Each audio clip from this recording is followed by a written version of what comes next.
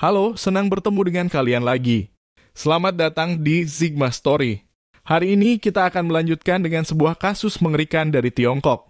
Setiap dari kita pasti pernah mendengar tentang serangkaian kata pembunuh berantai yang sudah tidak asing lagi bagi semua orang. Kata-kata ini selalu muncul di media massa atau dalam karya film dan televisi. Ketika kita membayangkan penjahat ini, pasti semua orang akan mengira bahwa dia adalah orang yang tinggi, lincah, dan memiliki kekuatan yang luar biasa sehingga korban tidak bisa melarikan diri dari kejaran pelaku yang menakutkan ini. Namun tidak demikian. Hari ini kami akan memperkenalkan kepada kalian sebuah kasus di mana pembunuh berantai ini adalah seorang pria berusia di atas 50 tahun yang lumpuh pada kedua kakinya. Dan dalam kesehariannya ia selalu menggunakan kursi roda. Dia adalah seorang penganut agama Buddha yang tinggal di sebuah rumah kecil dan selalu bermeditasi di bawah lampu redup sepanjang hari dan malam. Di mata tetangga, dia dianggap sebagai orang yang baik dan jujur. Jadi, bagaimana iblis ini bisa menyamar sebagai seorang pria parubaya yang baik hati selama bertahun-tahun tanpa ada yang menyadari perilaku jahat dan menakutkan darinya? Pada bulan Juli tahun 2010, seorang gadis datang ke kantor polisi di kota Jilin untuk melaporkan bahwa ibunya telah menghilang. Berdasarkan isi laporan, wanita yang hilang bernama Liu, berusia 49 tahun dan telah lama bekerja sebagai pengasuh selama bertahun-tahun. Hanya saja karena sudah lama tidak mendengar kabar dari ibunya, gadis ini pergi ke kota Jilin untuk mencarinya. Meskipun tidak menemukan ibunya, beberapa rekan kerjanya di pasar tenaga kerja tempat ibunya biasa mencari pekerjaan menceritakan bahwa mereka pernah melihat Liu pergi dengan seorang pria ke rumahnya untuk bekerja menjadi pengasuh. Hilangnya Liu mulai menarik perhatian banyak orang. Tetapi yang mengejutkan hanya dalam beberapa hari, pihak berwenang menerima 5 laporan lain mengenai kasus hilangnya keluarga mereka. Dengan nama seperti Nyonya Pang, Ming Liang, Mei Rong, Chun Mei, dan Xian Jie. Karakteristik yang sama di antara semua korban adalah bahwa mereka semua bekerja sebagai pengasuh berusia antara 45 hingga 55 tahun dan menerima pekerjaan di luar agen penyalur kerja. Polisi menyimpulkan bahwa pelaku dalam kasus orang yang hilang baru-baru ini adalah orang yang sama. Badan Investigasi Kota Jilin dengan cepat mengembangkan rencana untuk menyelidiki dan mengidentifikasi identitas mereka. Beberapa saat kemudian mereka tidak dapat mengumpulkan bukti yang berharga karena ke-6 korban tidak memiliki pekerjaan tetap dan bukan anggota yang terdaftar secara resmi di agen penyalur kerja. Wanita-wanita ini semua berusia paruh baya dan di atas 50 tahun dan semuanya pergi ke pasar tenaga kerja untuk mencari pekerjaan. Setelah menemukan pekerjaan, mereka secara bertahap kehilangan kontak dengan keluarga mereka. Ketika menyelidiki informasi dan alasan menghilangnya wanita-wanita ini, polisi menyadari bahwa pengasuh ini langsung dicari dan diatur pekerjaannya oleh majikan baru mereka saat menunggu di pasar tenaga kerja. Karena tidak ada perantara penyalur tenaga kerja, polisi tidak dapat menemukan informasi pendaftaran apapun tentang majikan ini. Hal ini membuat penyelidikan menjadi sangat sulit. Meskipun polisi mengerahkan pasukannya ke pasar tenaga kerja, dengan polisi perempuan berusia 40 dan 50-an yang sedang menyamar untuk mencari pekerjaan. Mereka menghabiskan banyak hari menunggu tetapi tidak dapat menemukan tersangka. Tidak ada petunjuk dan tidak cukup banyak bukti untuk mengembangkan kasus ini. Pada saat ini polisi masih terus mengumpulkan informasi dari pekerja lain di daerah sekitar pasar tenaga kerja. Mereka menghubungi kerabat, teman, dan mantan majikan orang yang hilang untuk mengetahui lebih lanjut tentang penampilan fisik, pakaian, dan kebiasaan sehari-hari mereka. Mereka secara khusus bertukar informasi dengan keluarga orang yang hilang, berusaha untuk menemukan petunjuk berharga untuk memecahkan kasus ini. Polisi juga mengevaluasi kemungkinan setiap orang untuk meninggalkan rumah karena alasan tertentu seperti diculik atau dibunuh oleh organisasi penyelundup manusia. Ketika situasinya tidak menguntungkan, polisi mendapatkan informasi yang sangat berharga bahwa seorang kerabat korban yang hilang telah mengingat satu detail penting yang membuka harapan bagi penyelidik. Berdasarkan pernyataan anak korban pada tanggal 12 Agustus, pada hari dia diterima bekerja, ibunya salah mengambil dompet miliknya yang dikira milik ibunya. Jadi waktu itu majikannya mengantar ibunya pulang ke rumah dengan mengendarai mobil. Karena majikannya menunggu di mobil, ibu dan anak ini mengobrol sebentar selama 3 menit. Saat itu dia menceritakan kepada keluarganya bahwa dia telah mendapatkan pekerjaan untuk merawat seorang lansia di sebuah keluarga dengan seorang pria cacat pada kakinya yang mengharuskan ia menggunakan bantuan tongkat kruk untuk berjalan. Namun hari itu dia belum bertemu dengan lansia itu karena menurut kabar anaknya orang tua itu sedang kontrol kesehatan di rumah sakit. Majikannya ini berusia sekitar 50 tahun dan tinggal di sebuah rumah dengan altar Buddha. Ia adalah seorang pria baik hati yang tinggal dekat Jalan Yan'an dan rumahnya akan segera dirobohkan karena berada di daerah pemukiman yang akan direlokasi. Informasi ini sangat jelas dan polisi segera bergerak untuk menyelidiki. Arah penyelidikan difokuskan pada mencari orang yang tinggal dekat dengan Jalan Yan'an sesuai informasi yang diberikan. Lingkup penyelidikan ditentukan dari titik Jalan Yan'an dengan jangkauan 2 km mencakup daerah di sekitarnya. Polisi menggerakkan lebih dari 30 orang untuk fokus menyelidiki bangunan tempat tinggal dekat dengan jalan ini. Terutama memperhatikan daerah yang akan masuk dalam daerah relokasi untuk mencari pria cacat dengan altar Buddha di rumahnya. Setelah beberapa minggu menunggu, seorang warga bernama Zhang Suhong segera menarik perhatian polisi. Dia adalah seorang pria yang sudah bercerai dan menderita kelumpuhan sejak kecil, sehingga ia mengalami kesulitan untuk bergerak. Karena ayah Zhang Suhong sakit parah, Zhang Suhong memutuskan untuk menyewa pengasuh untuk merawat ayahnya. Dalam hal ekonomi, Zhang Suhong tidak mengalami kesulitan karena ayahnya adalah seorang insinyur senior yang sudah pensiun, jadi uang pensiunannya cukup untuk membiayai kehidupan keseharian mereka. Rumah Zhang Suhong memiliki ruang pemujaan Buddha dengan meja pemujaan besar dengan penataan yang rapi. Lampu pemujaan selalu dinyalakan baik siang dan malam. Ketika orang lain bertanya tentang pengasuh sebelumnya, Zhang Suhong akan mengatakan bahwa mereka telah kembali ke kampung halaman karena tidak tahan dengan sifat yang tidak stabil dari ayahnya. Zhang Suhong selalu berekspresi sedih saat menceritakan tentang kondisi kesehatan ayahnya yang buruk, seringkali membuat emosi ayahnya menjadi tidak stabil.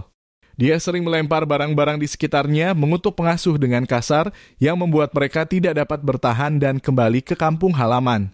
Setiap kali itu terjadi, dia harus susah payah mencari pengasuh baru untuk ayahnya. Zhang Suhong yang cukup baik hati menjalani hidup dalam kesendirian dan jarang mengundang orang ke rumah. Dan setelah banyak upaya, polisi telah mengidentifikasi Zhang Suhong tinggal di pintu sebelah kanan lantai 1 di apartemen 3 bangunan 16. Kawasan perumahan rel kereta di sebelah tenggara sebagai tersangka utama. Pasukan khusus polisi mulai mengawasi keluarga Zhang Suhong selama 24 jam. Tetapi karena di belakang rumah terdapat lahan kebun sayur dan mereka selalu menutup jendela dan tirai rapat sepanjang hari guna menghindari serangga.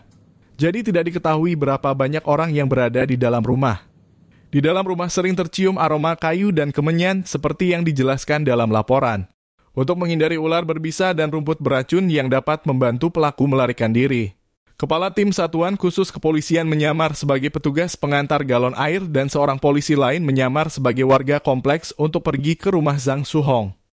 Setelah mengamati sebentar, 2 petugas polisi memberikan isyarat satu sama lain dan segera menangkap Zhang Suhong dan istrinya yang bernama Lian Qiu yang berusia 7 tahun lebih muda darinya.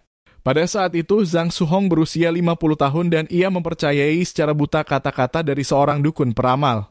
Dalam ramalannya, Zhang Suhong dipastikan akan meninggal di usia 53 tahun, tetapi penyebabnya belum diketahui. Mendengar hasil ramalannya dan untuk memastikan kehidupan istrinya setelah ia mati, ia mulai membunuh orang bersama istrinya, Lian Qiu. Mereka berencana untuk merampok dengan cara yang mengerikan. Alasan Zhang Suhong pergi meramal nasibnya karena ia berada dalam kondisi yang buruk. Beberapa tahun sebelumnya, ayahnya telah meninggal dunia dan dia tidak memberitahukan hal ini kepada tetangganya. Zhang Suhong hanya memberitahu bahwa ayahnya sedang dirawat oleh saudaranya di kota lain. Karena ayahnya telah meninggal dan ia tidak bekerja, ia tidak lagi menerima bantuan keuangan dari dana pensiun ayahnya. Karena melihat masa depan yang tidak pasti, ia mengunjungi seorang peramal di daerah sekitarnya. Mulai dari bulan Mei 2009, mereka berkomplot untuk membunuh 7 orang dan mencuri total senilai lebih dari 60 juta rupiah bersama dengan beberapa perhiasan emas dari semua korbannya. Selain 6 perempuan yang menjadi pengasuh, ada seorang pria berusia 24 tahun. Bagaimana cara seorang pria dengan kaki lumpuh seperti Zhang Suhong bisa membunuh seorang pemuda sehat berusia 24 tahun? Pada tahun 2009, untuk melaksanakan rencana pembunuhan dan perampokan mereka, Zhang Suhong mengiklankan kemampuannya dalam membaca ramalan dan menggunakan alamat sebagai cara untuk menggoda orang asing datang ke rumah mereka. Kemudian ia akan membunuh dan merampok mereka. Ketika pria dengan nama keluarga Li Liang datang ke tempat itu, Zhang Suhong membawanya ke ruang pemujaan dan mulai mendengarkan ceritanya tentang kesulitan dalam memulai karir di tempat asing. Dia ingin melihat apakah nasibnya akan berubah menjadi lebih baik atau tidak. Zhang Suhong yang tidak mengerti ramalan hanya mencoba bersandiwara dengan menyemburkan segala ucapan omong kosong kepada korbannya. Dia terus berbicara dan akhirnya memberikan segelas air kepada pria bernama Li Liangliang ini. Pria itu minum habis segelas air tanpa curiga bahwa air yang diminumnya telah dicampur obat tidur dengan dosis tinggi. Kemudian Zhang Suhong dengan mudah mencekik leher dan membunuh pria muda itu, lalu menyeret jenazahnya ke dapur untuk diproses. Setelah menggeledah saku dan pakaian pria muda itu, Zhang Suhong hanya menemukan senilai Rp50.000. Mendapatkan hasil rampasan ini, Zhang Suhong sangat marah karena dia telah menghabiskan senilai Rp550.000 untuk biaya iklan ramalan. Hal ini membuat Zhang Suhong sangat frustrasi karena semua risiko dan perencanaan yang telah dia lakukan untuk membunuh orang, tetapi justru dia malah mengalami kerugian. Setelah kegagalan ini, Zhang Suhong tidak menyerah pada niat jahatnya dan terus memikirkan cara untuk membunuh dan merampok korban berikutnya yang dia tuju, yaitu orang-orang yang datang ke kota untuk mencari pekerjaan sebagai pengasuh orang tua dan anak-anak kecil. Zhang Suhong mendekati mereka dengan mencari orang yang mengenakan perhiasan seperti anting-anting dan kalung dan mencoba mengundang mereka pulang untuk merawat orang tua yang lumpuh di tempat tinggalnya. Dia cerdik dalam memilih orang yang berasal dari daerah yang jauh dari kota seperti Jiaohe, karena menurutnya orang-orang yang datang dari jauh biasanya akan membawa banyak uang. Zhang Suhong biasanya membawa semua korbannya ini pulang ke rumahnya sambil berbicara dan memperkenalkan dirinya. Dia akan berbohong dengan mengungkapkan bahwa dirinya seorang yang sangat beragama, suka membaca dan meneliti banyak buku dan mampu meramal. Sebagian besar korban berasal dari daerah pedesaan yang memiliki pemikiran cukup ketinggalan zaman dan suka hal-hal mistis sehingga mereka mempercayai semua kata-kata licin dari Zhang Suhong. Sesampai di rumahnya, Zhang Suhong akan menawari mereka segelas air ajaib berisi alunan doa yang telah disiapkan sebelumnya, yang sebenarnya itu adalah air biasa dan sudah tercampur dengan obat tidur. Setelah pengasuh tertidur, Zhang Suhong biasanya menggunakan kawat baja untuk mencekik leher korban hingga mati. Kemudian ia dengan tenang mengambil kapak dan pisau dapur lalu mulai memotong bagian tubuh korban hingga berukuran kecil, agar bau amis tidak tercium oleh tetangga. Dia memasukkan semua potongan tubuh ke dalam panci dan merebusnya hingga matang. Lalu membuang sebagian ke saluran pembuangan dan tulang-tulangnya akan dimasukkan ke dalam kantong sampah dan dibuang ke sungai Songha. Meskipun berhasil mendapatkan sejumlah uang yang cukup besar, Zhang Suhong tidak menggunakan uangnya secara boros. Dia biasanya akan berhemat, tidak makan daging ikan dan lebih banyak makan nasi bersama sayur. Sejak kecil, Zhang Suhong tidak bisa berjalan dengan baik, jadi ia sering menjadi korban bully oleh teman sekelasnya. Karena menderita penyakit polio, ia mengalami kelemahan otot yang serius. Tetapi ini hanya mempengaruhi bagian bawah tubuh Zhang Suhong. Ia masih memiliki tangan yang kuat dan pikiran yang normal. Ketika ia masih kecil dan merasakan kondisi yang dialami, ia enggan berinteraksi dengan orang lain. Mungkin hal ini disebabkan oleh rasa malu dan pengembangan kepribadian yang introvert dan suram. Pada tahun 1982, Zhang Suhong yang berusia 23 tahun bertemu dengan Li Ying, seorang wanita yang juga menderita polio. Dan tidak lama setelah keduanya bertemu, mereka memutuskan untuk menikah. Tetapi segala tragedi dimulai dari saat ini. Setelah 4 tahun hidup bersama, pasangan muda ini masih belum memiliki anak. Suatu hari keduanya pergi untuk melakukan pemeriksaan dan Li Ying mendapatkan hasil yang normal.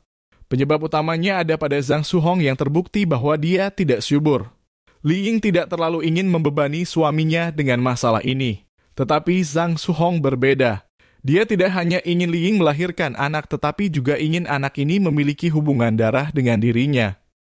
Bagaimana cara mengatasi masalah ini? Zhang Suhong telah memikirkan untuk meminjam sperma dari saudara laki-lakinya.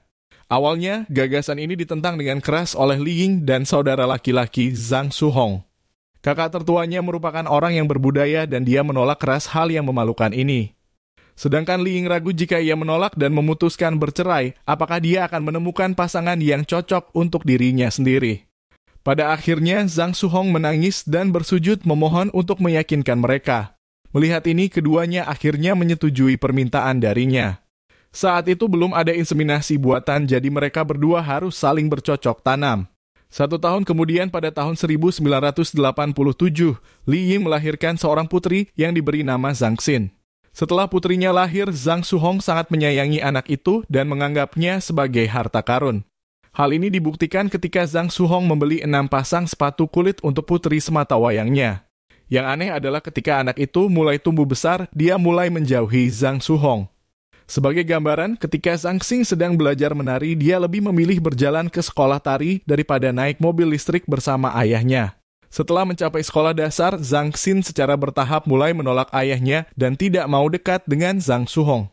Ternyata Zhang Xin tahu dari seseorang bahwa dia sama sekali bukan anak kandung dari Zhang Suhong. Zhang Suhong sangat terkejut dan mulai mengeluh tentang istrinya. Zhang Suhong mulai meragukan apakah putrinya nanti akan menghidupinya ketika dia besar nanti. Zhang Suhong juga mulai menyadari bahwa hubungan satu malam yang dilakukan istrinya dengan kakak laki-laki tertuanya adalah skandal yang tak tertahankan. Padahal Zhang Suhong sendirilah yang memaksa istrinya Li Ying melakukan hal ini. Namun lambat laun semakin dia memandang istrinya, dia merasa bahwa istrinya najis dan kotor. Menanggapi hal ini, Li Ying yang memiliki kepribadian lugas juga sangat marah dan ia berteriak menanggapi bangsat mana yang memaksaku melakukannya saat itu. Akibatnya hubungan suami istri memburuk, sering terjadi pertengkaran bahkan kekerasan fisik. Pada akhirnya keduanya sepakat untuk bercerai. Dan putri mereka adalah milik mantan istrinya. Zhang Suhong tidak mau memikul tanggung jawab dalam membesarkan putrinya dengan alasan dirinya cacat dan tidak memiliki penghasilan. Hal yang mengejutkan adalah meskipun Zhang Suhong sangat mencintai dan memanjakan putrinya sejak kecil, Zhang Xin tetap acuh dan tidak peduli terhadapnya layaknya melihat batu kerikil yang berada di pinggir jalan. Sikap ini membuat Zhang Suhong yang kecewa terhadap putrinya berubah menjadi kemarahan. Pada bulan Juli 1998, guru menari Zhang Xin mengatakan kepada Li Ying melalui telepon bahwa putrinya tidak datang ke sekolah. Mendengar itu, Li Ying meminta tolong ibunya untuk mengecek keberadaan anaknya di rumah Zhang Suhong. Sayangnya dalam perjalanan ibu Li Ying mengalami kecelakaan mobil dan keesokan harinya ayah Li Ying bertemu dengan Zhang Suhong di rumahnya. Namun menurut Zhang Suhong, sehari sebelumnya putrinya telah kembali ke rumah ibunya. Baru saat itulah mereka mengetahui bahwa Zhang Xin telah hilang. Li Ying mencari anaknya di mana-mana dan memposting pencarian di surat kabar, tetapi tidak mendapatkan hasil. Kemudian saat melaporkan kepada otoritas penyelidikan, Zhang Suhong mengakui bahwa ia telah melakukan pembunuhan terhadap putrinya.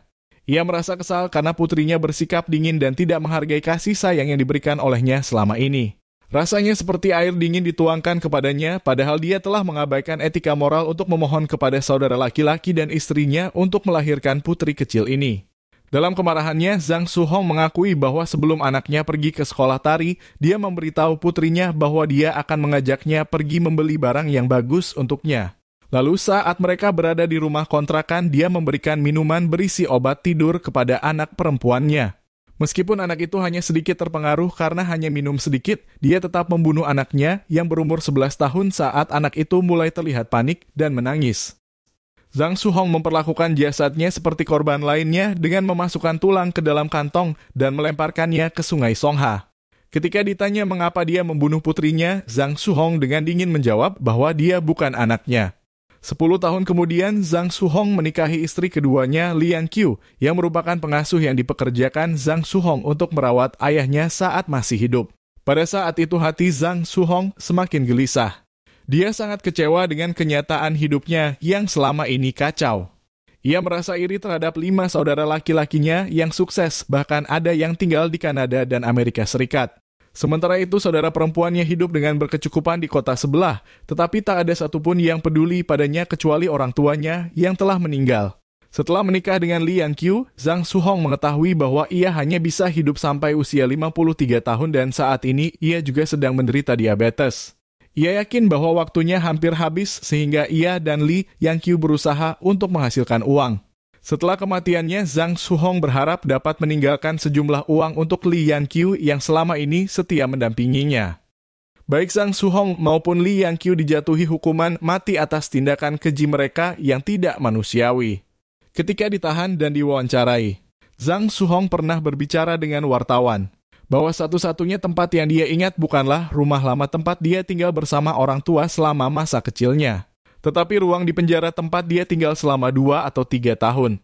Bahkan dia berharap bisa kembali ke penjara itu dalam kehidupan berikutnya.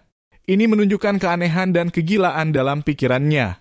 Pada tanggal 26 Desember 2013, Zhang Suhong diadili di pengadilan dan dijatuhi hukuman mati sebagai hukuman atas tindakan kejamnya.